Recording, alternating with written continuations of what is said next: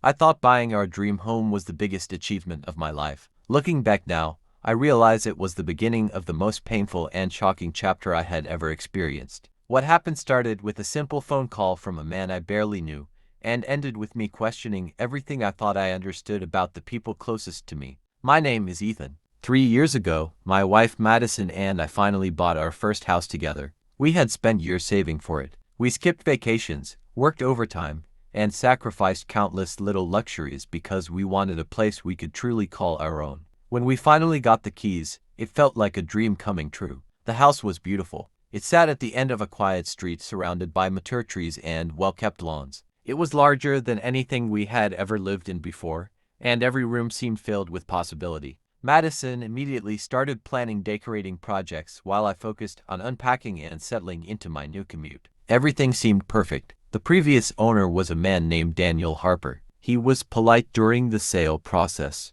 but we only met briefly a couple of times. He seemed eager to move closer to his daughter in another state, and once the paperwork was completed, I assumed I would never hear from him again. About a week after we moved in, I received a phone call during my lunch break. The number was unfamiliar. Normally I would have ignored it, but something made me answer. The voice on the other end immediately introduced himself as Daniel, the previous homeowner. At first I assumed there was some paperwork issue or a package accidentally delivered to the old address.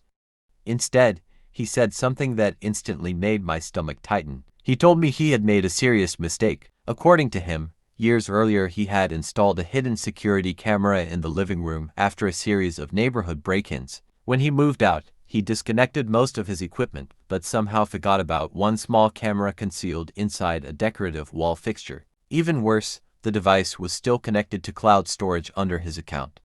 I was already uncomfortable hearing this, but what he said next completely changed the conversation. He told me he accidentally logged into the camera system while updating his security subscriptions and realized the device was still active. Then he went quiet for several seconds before saying something that made my pulse race. He told me not to mention the call to my wife. At that moment I felt a mixture of confusion and anger. I demanded an explanation. Why would he say something like that? Why would he be watching anything inside my home? Daniel sounded nervous. He repeatedly apologized and insisted he had not intentionally monitored us. He claimed he noticed activity while checking his account and immediately realized the camera was still online. But during those few moments, he had witnessed something that he felt I deserved to know. Specifically, my money. I watched in disbelief as the three women talked openly about financial accounts, property ownership, and future inheritance plans. They weren't discussing our future together.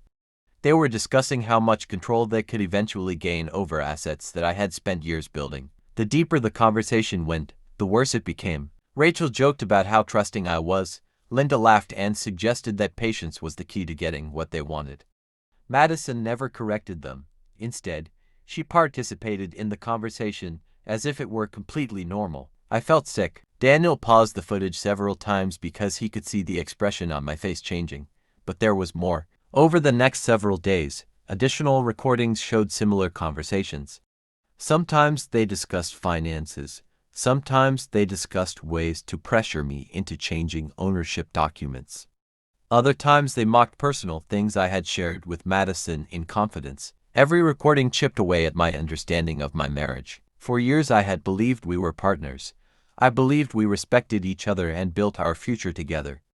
Yet sitting there, in that coffee shop, I was watching people laugh at my trust as though it were a weakness. The drive home felt endless. Part of me wanted to storm into the house and confront everyone immediately. Another part of me knew emotions could cloud judgment. If I reacted too quickly, they would deny everything. So I stayed quiet. For the next few weeks I paid close attention. I reviewed financial documents. I checked account activity. I observed conversations I previously would have ignored. The more I looked, the more concerning things became. The more I looked, the more concerning things became. I discovered repeated attempts to persuade me to place certain assets into joint structures that primarily benefited Madison's side of the family. I found messages discussing future financial expectations that had never been shared with me directly. None of it was illegal, but together, it painted a picture I could no longer ignore. The man I had trusted most in the world had been hiding an entirely different side of herself. The turning point arrived during a family dinner at our house. Madison, Linda, and Rachel were all present. As usual, conversations eventually drifted toward finances and future plans. This time I was ready. I calmly brought out copies of documents and records I had gathered. Then I connected my laptop to the television. The room instantly became silent. One by one, I played portions of the recordings. Nobody spoke, nobody laughed, nobody had an explanation. The confidence I had seen in those videos disappeared within seconds. Linda looked stunned. Rachel stared at the floor. Madison's face turned pale. For the first time, they realized the private conversations they believed would never leave that room had consequences. The discussion that followed lasted for hours. Excuses became explanations. Explanations became arguments.